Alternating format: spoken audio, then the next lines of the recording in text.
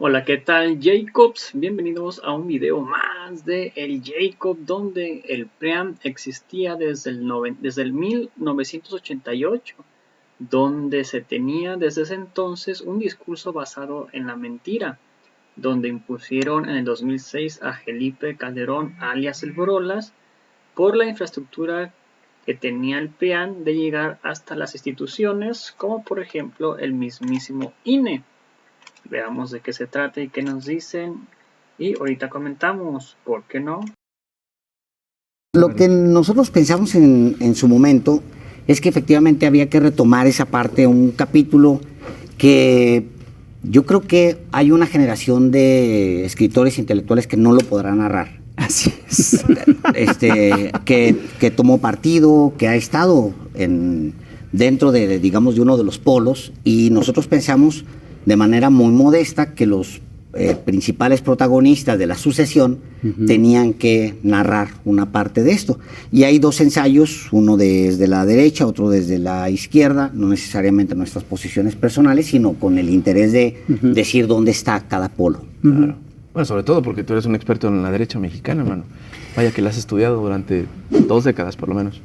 Más tiempecito ya, pero en efecto. Pero si, digamos, tenemos que ubicar, efectivamente, si tomamos como referencia la disputa por la nación, que es un libro de 1981, en la emergencia del modelo neoliberal, de la instauración en México de este modelo depredador, cuyos resultados están expuestos ya de manera tan amplia hasta el 2018, por supuesto que se imponía un libro que analice y que exponga en voz de los protagonistas de uno y otro proyecto ambos extremos que están efectivamente disputándose el destino de México, y pensamos que como periodistas teníamos la responsabilidad de poderlo acreditar, insisto, a partir también de los propios protagonistas. Pero es curioso porque el libro que escribieron Tello y Cordera hace ya varios años,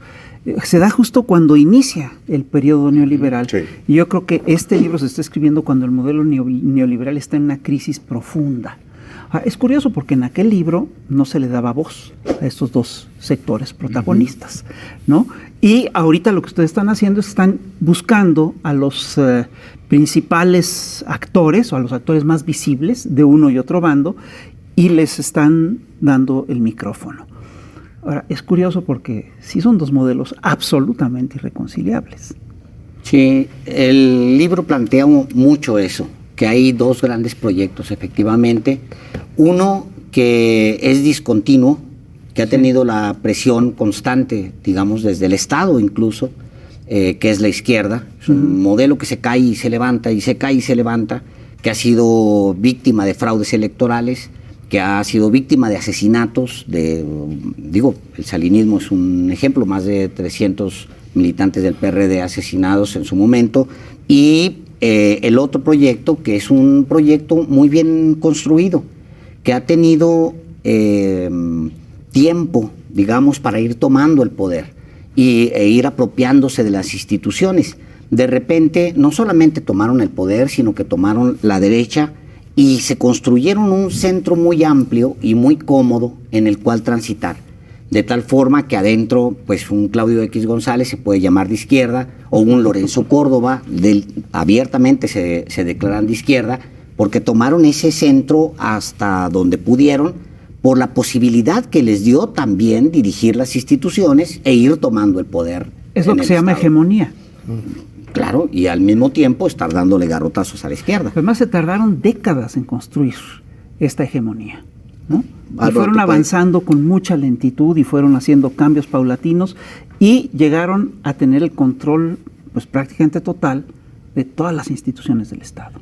Pero no solamente de las instituciones del Estado, Así es, sino de instituciones privadas que, por supuesto, se entrelazaron con las instituciones del Estado, y organizaciones de la sociedad civil y medios de comunicación. Es decir, una hegemonía ideológica que en el caso del modelo neoliberal es nítido, pero que viene desde antes, la derecha que ha estado en el ejercicio del poder también por la vía del PRI. No es solamente el PAN, o ahora el PRIAN, como ya plásticamente está expuesto. MacPrian ahora. ¿no? El MacPrian que está cocinándose. No dejes de lado al PRD, ¿eh? No al PRD. Yo diría no dejar de lado al partido Movimiento Ciudadano. Sí. Entonces, por supuesto, los tres partidos históricos de México, que son el PRI, el PAN y el PRD, hoy están ensamblados y está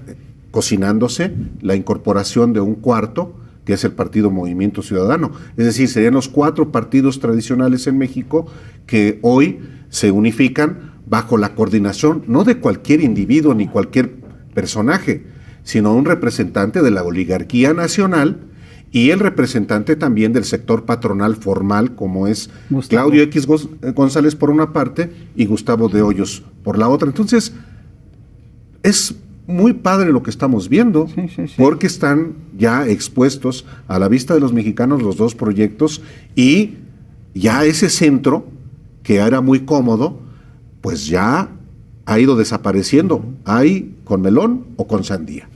El libro empieza con un texto que inicia con un desplegado, recordando un desplegado de empresarios en 1960, donde se cuestionaban al presidente López Mateo, preguntándole, ¿es usted socialista o no?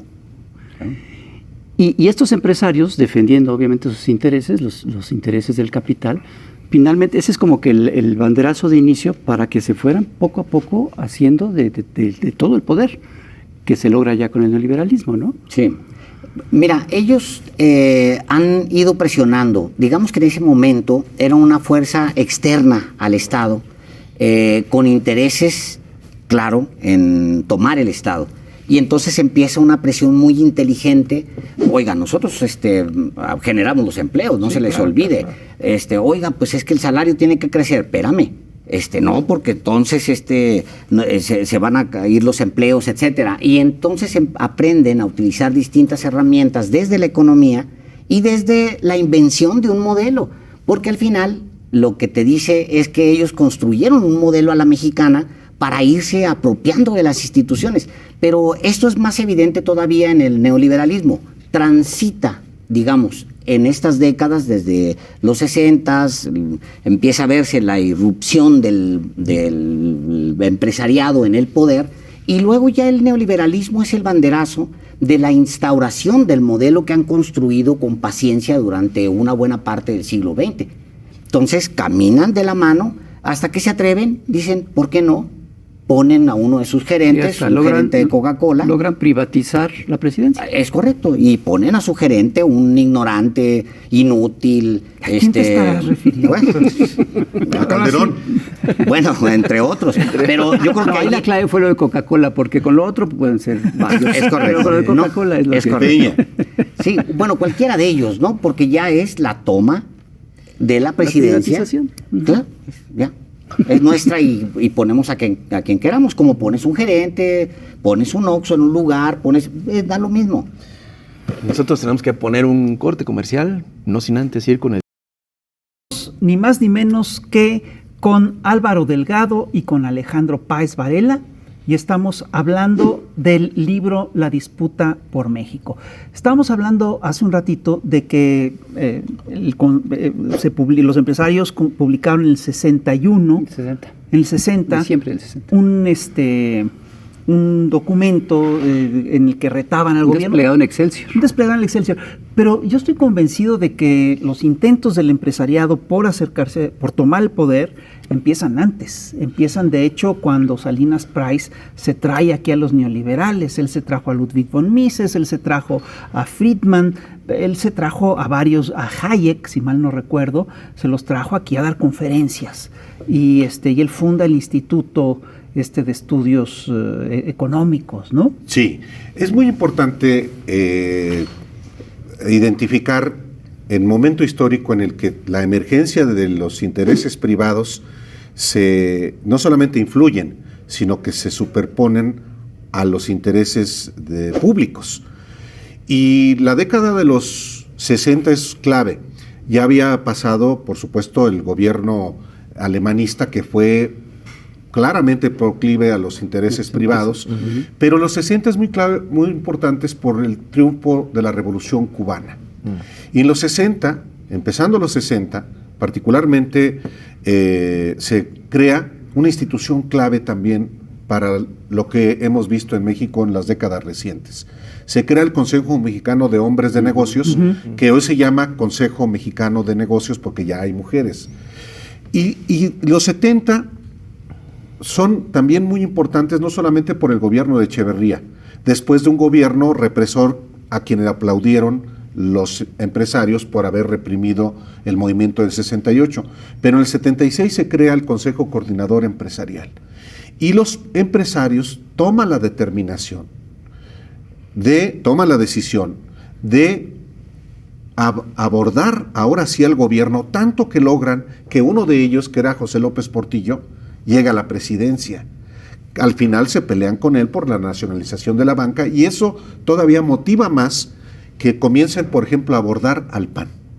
Al PAN lo veían con desprecio y en los 80 ya es el abordaje del PAN y comienza el proceso de derechización o de ultraderechización del PAN y con Salinas el ensamblaje PRI-PAN que dura hasta el 2018. Esa línea de conducción es muy importante no perderla de vista porque el asunto no comenzó ni siquiera con Carlos Salinas, viene de antes. Claro. Salinas logra cuajar, digamos, y es la primera versión del PRIAN que hoy vemos materializado en la coalición Va por México, patrocinada por estos dos personajes del poder económico. Sí, pero aquí hay una cosa que sí hay que tomar en cuenta, y es que el proceso no se da solamente en México. Es un proceso internacional. Hubo todo un proceso, lo que se llama la oleada neoliberal o la contrarrevolución neoliberal, ¿no? Que se impulsa sobre todo a partir de la crisis del bloque socialista. Mira, hay momentos clave donde los empresarios crecen. Se crecen en México. No es casualidad que los sindicatos patronales aparecen en momentos en los que hay una profunda crisis económica en México. Los 70s, por ejemplo, los 80s toman una fuerza inaudita, mientras que la clase trabajadora se hundía y llegaba y tocaba fondo después de un periodo largo de crecimiento. Es el momento en el que los empresarios no solamente consolidan capital, sino poder y poder dentro del Estado. Es decir, las crisis les alimentan a ellos el ansia de poder y les dan justificación para crecer dentro del Estado. Y empieza la toma del Estado, empieza la justificación de los sindicatos patronales, empiezan a decir, es que nosotros lo podemos hacer mejor. Y empiezan a inyectar permanentemente la duda, tanto que la toma de las universidades o del sector educativo tiene que ver con eso, con decir, nosotros podemos educar, nosotros podemos producir empleos, nosotros podemos hacer crecer el país, hasta lo último, nosotros podemos ser el Estado, que es lo que vimos los últimos años. Pero esto implica dos cosas, implica entre otras cosas la ruptura del pacto social que estaba establecido en la Constitución del 17 e implica realmente la supeditación del Estado a una camarilla, a un grupo de interés económico muy sólido. No, esos son las reformas constitucionales de Salinas primero y después de Peña Nieto, es decir, se van justamente al texto constitucional. ¿Por qué después de la Constitución de 1917 se da la guerra cristera? Por el artículo 3. ¿Por qué después de la Constitución de 1917 se da también, o de la nacionalización del petróleo, se da la creación del PAN? Por la misma razón. Así es. Porque en 1960, después del triunfo de la Revolución Cubana, se crea el Consejo Mexicano de Negocios. ¿Por qué después del gobierno de Echeverría se crea el Consejo Coordinador Empresarial? ¿Y por qué después de la nacionalización de la banca en 1982, todos los presidentes de la Coparmex, ojo, se convierten al PAN, en la Coparmex como un semillero del PAN, en la idea de que, hombre, los empresarios sabemos hacer mejor las cosas. La misma lógica para privatizar todo. Claro. La ineficacia de Teléfonos de México, hay que privatizarlo. Y esa es una, esa es una de las premisas que enseñan en el ILTAM, en las escuelas privadas, las más caras, eso es lo que les enseñan. Nosotros hacemos mejor las cosas que el gobierno. Y les enseñan a ser patrones y les enseñan a... Todo esto construido es un discurso muy hábil. Porque, por ejemplo, todo el discurso del éxito... No necesariamente verídico, ¿eh? Voy para allá. Exactamente, voy para allá. Perdón. Es un discurso muy, muy hábil, basado en la mentira. Sí. Y voy a poner un ejemplo, el más claro de todos. Todo lo que vemos nosotros de la idea del éxito. Peter Drucker construye, el padre del management moderno, construye una idea del éxito, que es invitar a los trabajadores a formar parte de una élite. O sea, decirles, oigan, compartan el beneficio con los de abajo. Era la idea original de Peter Drucker. Después lo que viene es los libros de Samos. 10 ideas para el éxito. Vendiendo una mentira a todas luces, porque no puedes tener 10 Salinas Pliego, hombre. No puedes tener, hay una base. Bueno, no tenemos. No en el mismo país. Bueno, en realidad en este país se puede hacer absolutamente todo, porque sí tienes 10 Salinas Pliego en el fondo. Son 10 personajes que se hicieron. La lista de los 10 que hoy tienen dinero en México son Salinas Pliego. Es decir, viven del Estado, tienen concesiones del Estado, los creó Salinas de Gortari, vienen de un apellido, se metieron en la educación, se metieron en los sindicatos, tomaron el poder, y los medios, participar en el poder y los medios. Y entonces, sí, se construye una burbuja que termina reventando. El nombre de Salinas Pliego es muy importante. Importantísimo. Sí, claro. Muy importante, no solamente por él mismo, un personaje vulgar, multimillonario, a costillas del Estado, sino por de dónde viene y la manera de hacer negocios y de comportarse. Y el caso de su padre, Hugo Salinas Price, es muy importante que se conozca. Y lo ha dejado por escrito cuál es la manera de hacer negocios de ese clan. Hugo Salinas Price, en sus memorias de Electra, cuenta, por ejemplo, no solamente cómo las huelgas eran reventadas por él, sino, por ejemplo, la simpatía política por el fascismo. Por el muro. Por ejemplo, movimiento universitario de renovadora orientación, el muro que operó en la UNAM, fue financiado por él. ¿Qué fue el muro? El muro es lo que es una de las tantas organizaciones que manejó la organización secreta El Yunque, que sigue existiendo. Así es. Por supuesto. Entonces, hay una línea de comportamiento que tiene muchos años en México y que, por supuesto, explica por qué un individuo como Salinas Pliego actúa como actúa, no solamente con sus trabajadores, sino ante los poderes del Estado. Claro. Le da la gana no pagarle impuestos puede gastar millones de pesos en despachos de abogados para aferrarse, aunque las sentencias ya le ordenen que pague. Dice, no, porque me da la gana, porque se siente como un poder superior todavía al Estado. Otro de los desplegados, hablamos de un desplegado hace unos momentos que salió en 1960, de los empresarios, y hay otro desplegado que se menciona mucho en el libro, y que es un desplegado de intelectuales, que coincidió con esta idea de Claudio X González de unir a los 3 partidos más importantes, esto de importantes entre comillas, de oposición, ¿no? Lo digo por el PRD.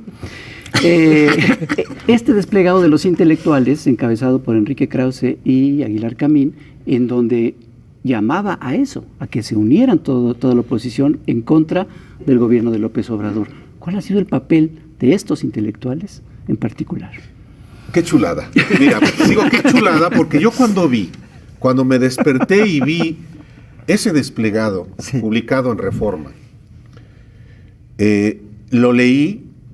Y la verdad es que es gozoso en términos de cómo el pensamiento supuestamente crítico, la de las élites, particularmente de los 2 cacicazgos culturales en México, que son los de la revista Nexos, que dirige Héctor Aguilar Camín, y la revista Letras Libres, que dirige Enrique Krause, llaman al PRI, al PAN, al PRD, al Partido Movimiento Ciudadano, a la oposición, a unirse.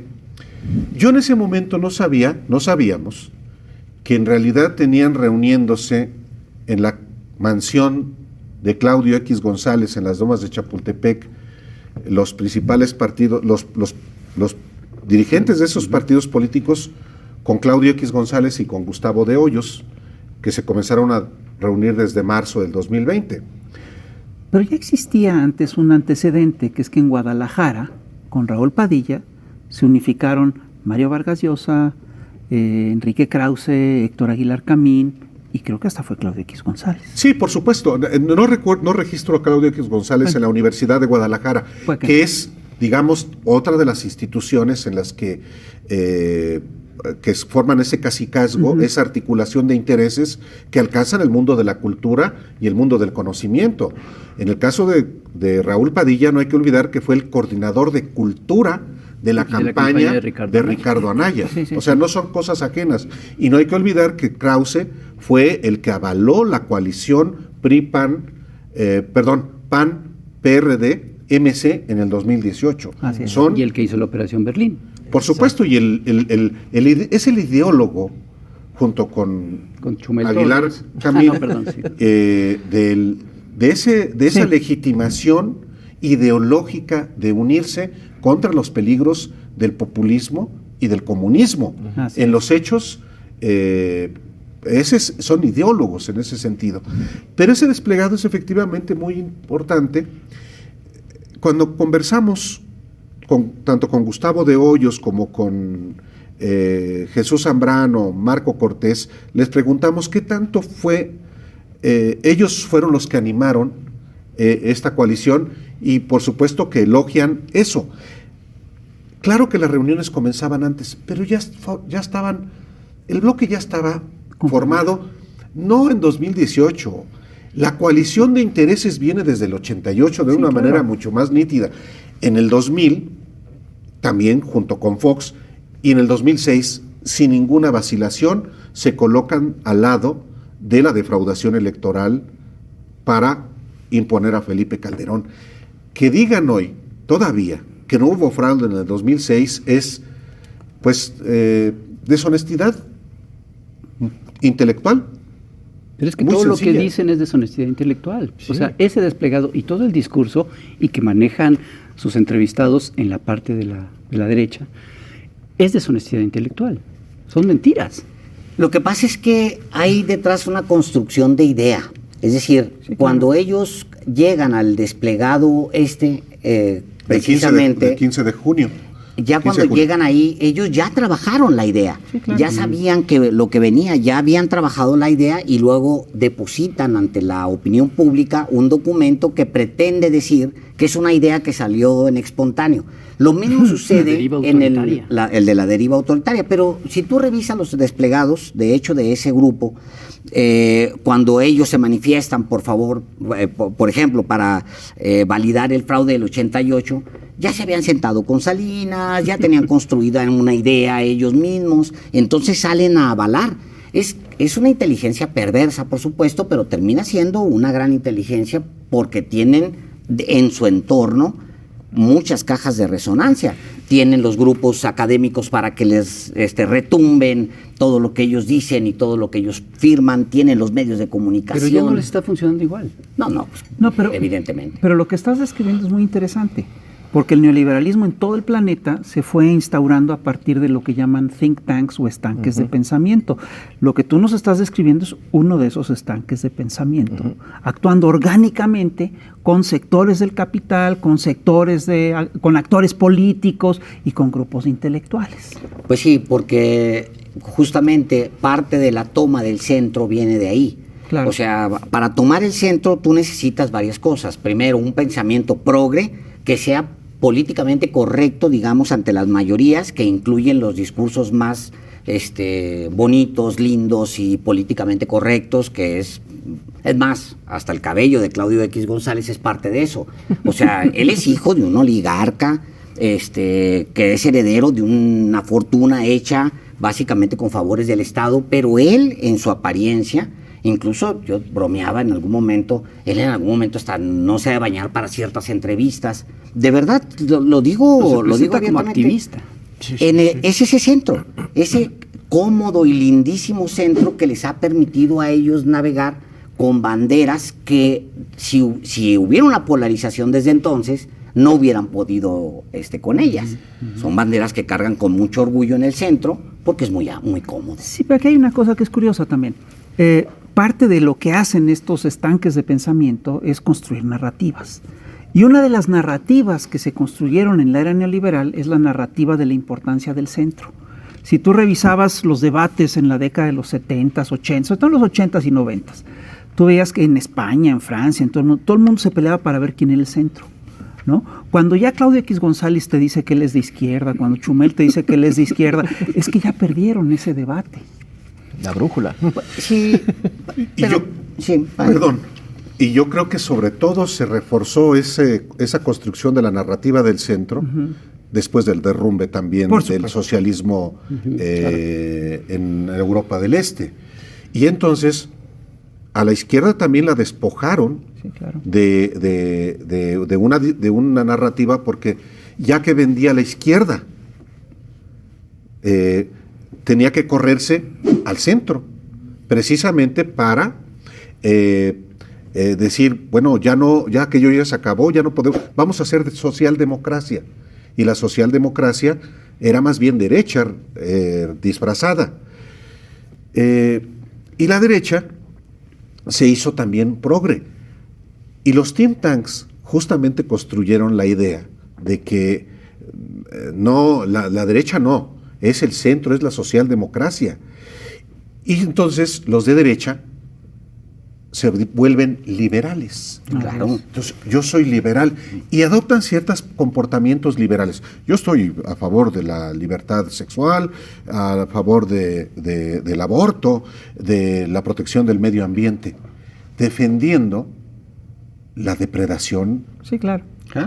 Justificándola. Por supuesto. Justificándola. Entonces, y hay una línea que une a todos esos think tanks o centros de pensamiento. Es la democracia. Es decir, ellos... Perdóname, déjame termino el argumento. Déjame terminar el argumento. Perdón. Ellos toman democracia como un eje que los une a todos, porque se trata de vender una idea de democracia que ellos tienen muy clara y que saben cómo les va a servir. En el caso mexicano, muy concretamente, esa idea de democracia es: ustedes voten. Les vamos a dar herramientitas para que jueguen. Vengan, ahí están estos monitos. Ustedes voten, ahí les dan sus aparatitos. No se metan con el resto de las cosas. No se metan con nuestras concesiones. No hablen de democracia económica. No hablen de eso, porque entonces es un discurso socialista, comunista, populista. Y además ustedes no saben. Y además ustedes no saben. O sea, aquí es democracia supuestamente política. Y entonces se inventan, que es el otro gran invento del neoliberalismo, en el caso mexicano, dos partidos que piensen igual y que se puedan compartir el poder y que ideológicamente nunca se molesten uno al otro y que lleven siempre la misma ruta. ¿Qué es lo que aparenten dos proyectos distintos? Claro. Y entonces, ¿qué ponen sobre la mesa?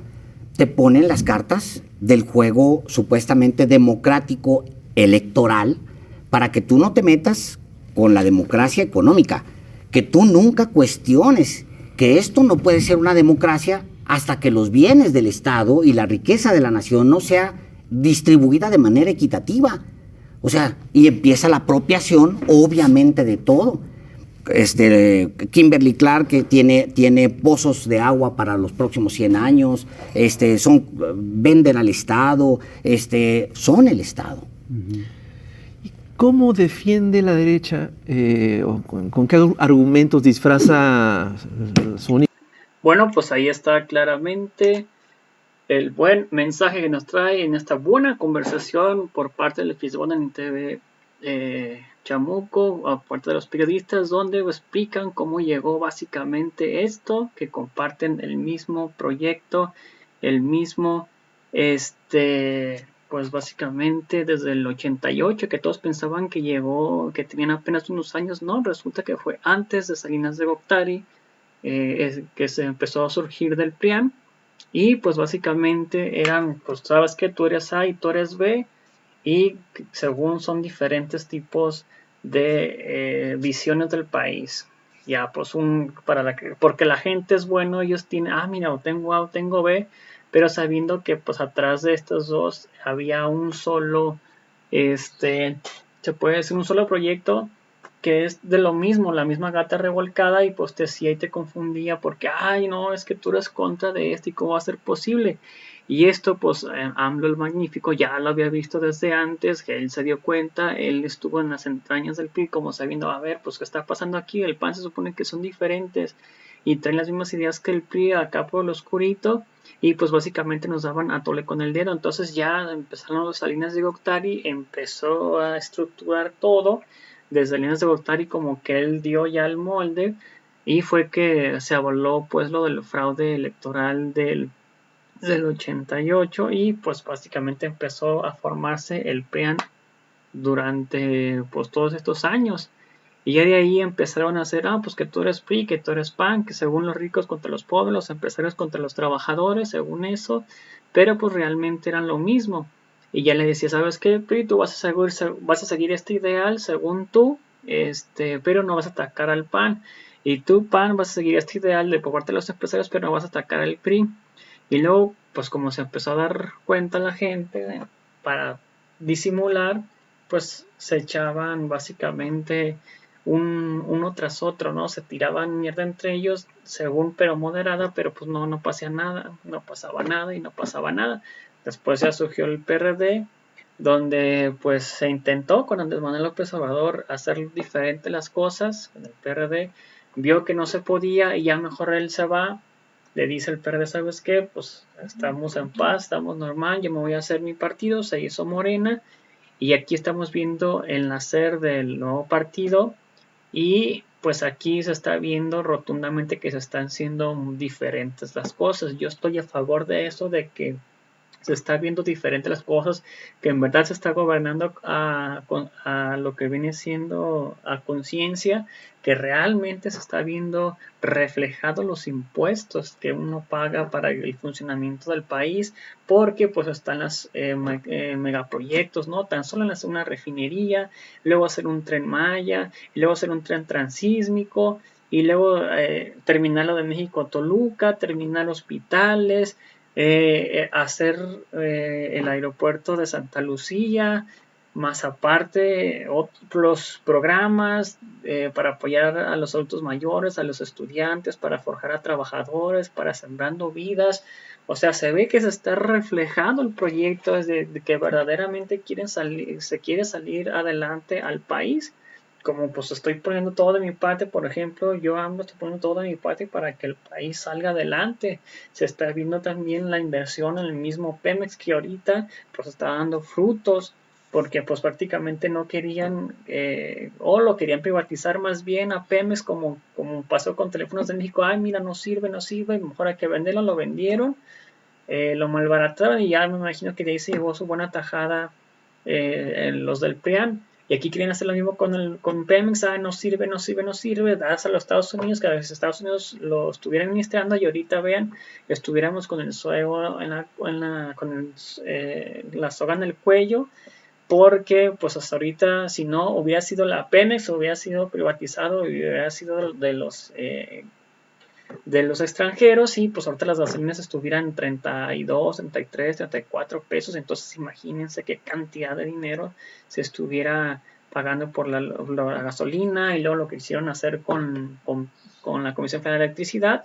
Pero aquí con la comisión también llegó AMLO, llegó a poner orden, a ver, no, esto no me gusta, cómo que le estás dando ya todo a los privados. Y pues llegó aquí a poner orden, y ya se puso la justicia, la ley de que mira, el 80% o hasta el 90% puedes, le salió el tiro por la culata a los del PRIAN, que aquí los exhibió básicamente el presidente, les tiró una trampa porque en realidad no lo ocupaba, y cayeron redonditos. Todo esto para demostrar quién nos está gobernando, y sobre todo en una entrevista que Marco Cortés, en videos pasados, donde él defiende mucho que se queden los 500 diputados, que no se bajen el salario a las instituciones, que se quede prácticamente lo mismo, la misma burocracia, no quitar absolutamente nada. Y pues por eso fue que pinche exhibidota le dieron ahí a Marco Cortés, porque él quiere seguir igual, lo mismo, mismos diputados, mismos senadores, no bajarlos a 500 el dinero a los partidos políticos, que siga el mismo dinero a los políticos, porque según él se tiene que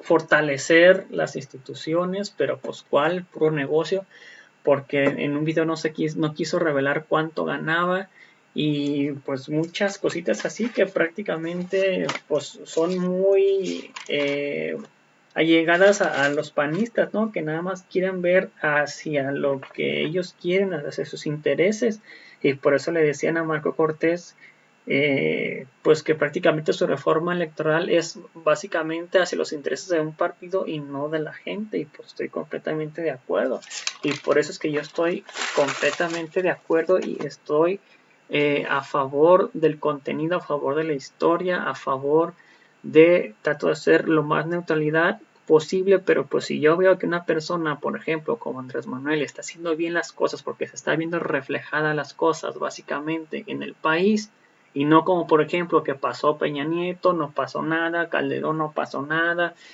que yo lo viví, que pasó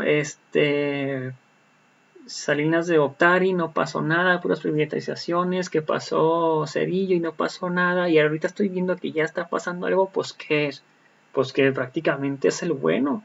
Si yo vería que el Magnífico empezara a hacer cosas malas, pues entonces ahí sí la hago de todos, ¿no? Empiezo a hacer mi crítica hacia ellos, pero pues al parecer, como ha hecho cosas buenas, que se está viendo reflejadas y está haciendo un intento porque le entregaron aparte un país en quiebra, pues entonces imagínense, está haciendo maravillas, está haciendo mucho con poco.